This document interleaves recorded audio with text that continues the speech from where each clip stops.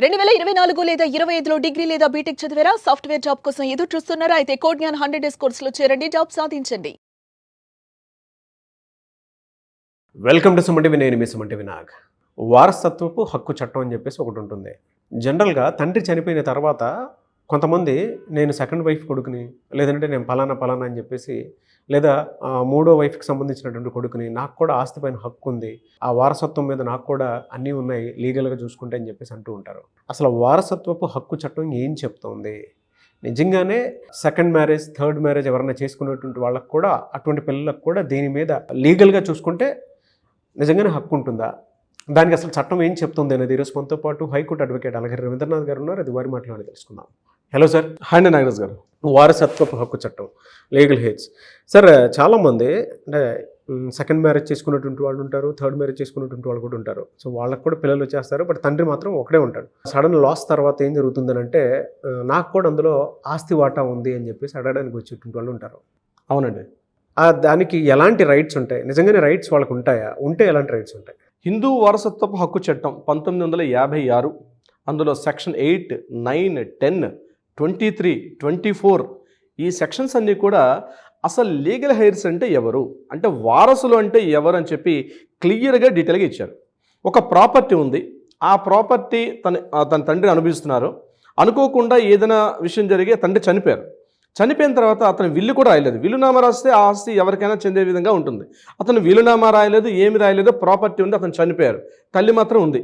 తల్లి ఉండొచ్చు, తల్లి చనిపోవచ్చు. ఇటువంటి పరిస్థితుల్లో ఆ ప్రాపర్టీ, తండ్రి అనుభవిస్తున్నటువంటి ప్రాపర్టీ, ఎకరాలు కావచ్చు, అపార్ట్మెంట్లో ఫ్లాట్స్ కావచ్చు, లేకపోతే ఇండిపెండెంట్ హౌసెస్, లేదా ఒక ప్లాట్, ఓపెన్ ప్లాట్ కావచ్చు, ఏదైనా సరే ఒక ఇమ్మూవబుల్ ప్రాపర్టీ, ఒక స్థిరాస్తులు, ఈ స్థిరాస్తులకి లీగల్ హెయిర్స్, వారసులు ఎవరు ఉన్నారు అని చెప్పి చట్టం క్లియర్గా 4 పాయింట్స్గా డివైడ్ చేయడం జరిగింది.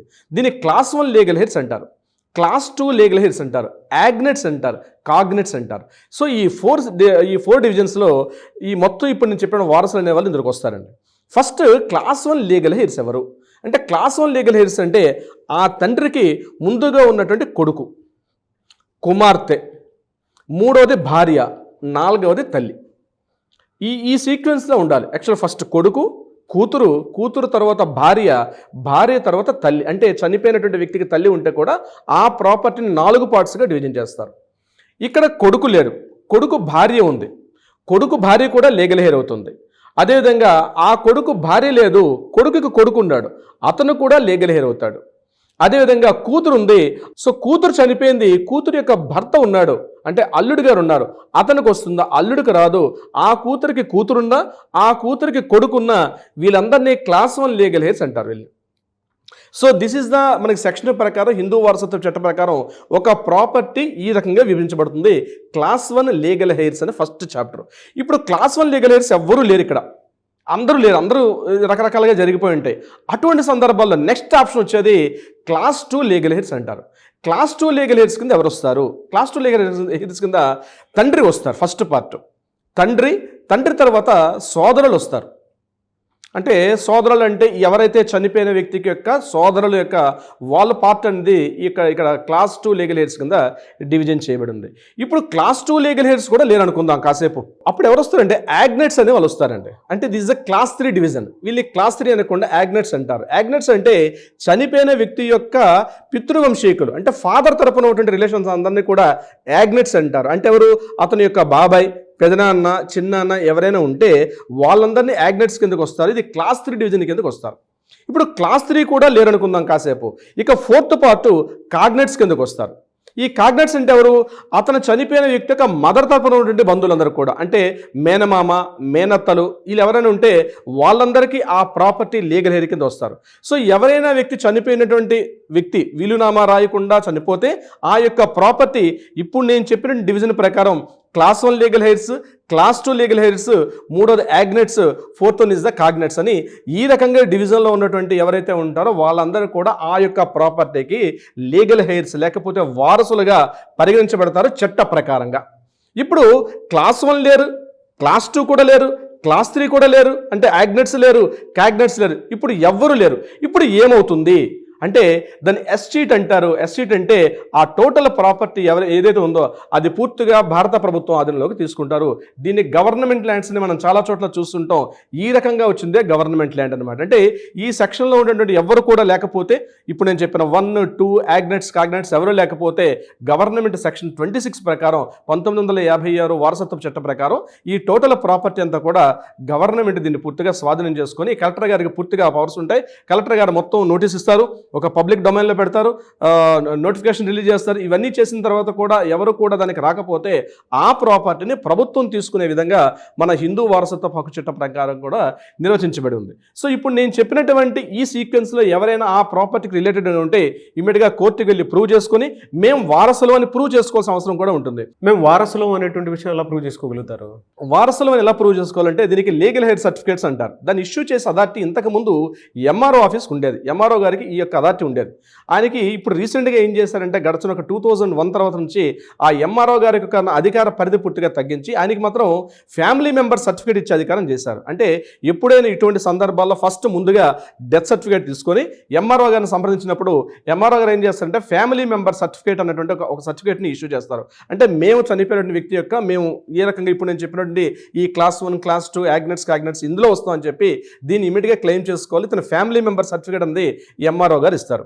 ఎంఆర్ఓ గారు ఫ్యామిలీ మెంబర్ సర్టిఫికేట్ ఇష్యూ చేసిన తర్వాత మనం ఏ ప్రాపర్టీని అయితే క్లెయిమ్ చేసుకోవాలనుకుంటున్నామో ఆ ప్రాపర్టీకి సంబంధించి ఒక ఫీజుని కోర్టుకి మనం పే చేసిన తర్వాత చలన రూపంలో పే చేసిన తర్వాత కోర్టు మాత్రమే ఇష్యూ చేస్తుంది ఇప్పుడు నేను చెప్పినటువంటి లీగల్ హెయిర్ సర్టిఫికేట్.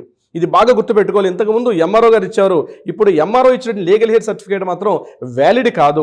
ఆ ప్రాపర్టీకి ఏదైతే ఉందో ఆ ప్రాపర్టీకి రిలేటెడ్గా ఇస్తారు. ఫర్ ఎగ్జాంపుల్ ఎన్ని ప్రాపర్టీలు ఉంటే అన్ని ప్రాపర్టీలకు కూడా లీగల్ హెయిర్ తీసుకోవాలి. ఒకసారి అంటే ఒకేసారి ఒక 3 ప్రాపర్టీస్ ఉన్నాయనుకోండి, ఆ 3 ప్రాపర్టీస్ని కూడా నోటీస్ చేస్తూ మనం ఒక లీగల్ హెయిర్ సర్టిఫికేట్ తీసుకోవాలి.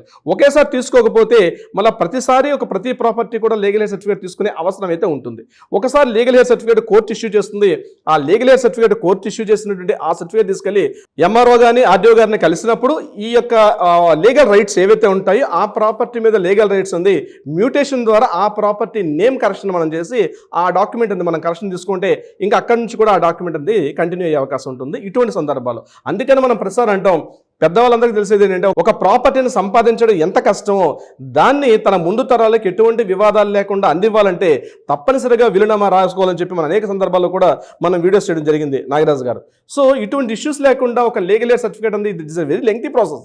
ఇది నేను చెప్పినంతగా 3 minutes 5 minutes అయ్యేది కాదు, రోజుల్లో అయ్యేది కాదు, కొన్ని నెలలు పడుతుంది, ఒక్కొక్కసారి సంవత్సరాలు పట్టే అవకాశం ఉంటుంది. కాబట్టి వీలునామా రాసుకోవడం వల్ల ఏ క్షణం ఏమవుతుందో తెలియదు. కాబట్టి ఈ లీగల్ హెయిర్స్ తన కింద ఉన్న వారసుల మధ్య గొడవలు, ఎందుకంటే ఈరోజు ప్రాపర్టీ వెళ్ళి చాలా పెరిగిపోయాయి కాబట్టి పిల్లల మధ్య వారసుల మధ్య తగాదాలు, ఆడపిల్లల మధ్య కొడుకుల మధ్య మనవల మధ్య మనరాల మధ్య ఎటువంటి తగాదాలు లేకుండా ఉండాలంటే ఈ వారసుల మధ్య వివాదాలు లేకుండా ఉండాలంటే తప్పనిసరిగా వీలునామా రాసుకోవాలి.